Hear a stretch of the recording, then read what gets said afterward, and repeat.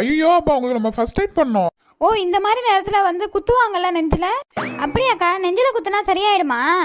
ஆமா, இப்படி டக்குன்னு மூச்சு பேச்சு இல்லாம ஒருத்தவங்க மயக்கம் போட்டு விழுந்தாங்கன்னா அவங்க நெஞ்சை போட்டு தடக்க அமுக்கணும். அப்படியாக்கா? ஒல்லியா இருந்தாங்கன்னா ஒரு பேர் போதும். இவங்க தான் குண்டா பெருத்து போய் கிடக்குறாங்களே, எப்படியும் ஒரு 4-5 பேர் வேணும். வாங்கக்கா எல்லாரும் சேர்ந்து அமுக்கலாம்.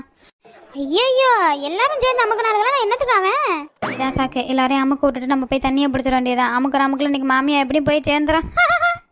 எனக்கும் எங்க வீட்டுக்காரர் சண்டை வந்துச்சுன்னா அவரை கீழே போட்டு நான் மேல உட்காந்து அமுக்கிடுவேன் அவரை. அதே மாதிரி இன்னைக்கு உங்க மாமியாரை நான் ஃபர்ஸ்ட் அமுக்கிறேன். இப்ப நான் அமுக்குற உங்க மாமியார் எப்படி எந்திரிக்கிறாங்க பாரு. நீ ஏதோ புருஷனை படுக்க போட்டு உட்காருவேன், நான் அப்படி கிடையாது. புருஷனை படுக்க போட்டு ஏறி போட்டு தங்கன்னு மிதிப்பேன்.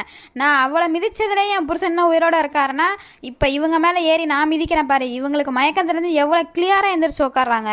ஓ நீங்க எல்லாம் வெப்பன் யூஸ் பண்றதையா? நான் வெப்பன் யூஸ் பண்ணுவேன். எங்க வீட்டை கிரைண்டர் இருக்குல்ல, கிரைண்டர் கல்ல போட்டு அவர் மேல உருட்டுன்னு உருட்டுவேன். அப்படி உருட்டும் போதே எங்க வீட்டுக்காரனா நல்லா இருக்காருன்னா அப்ப இவங்களை இப்ப போட்டு உருட்டு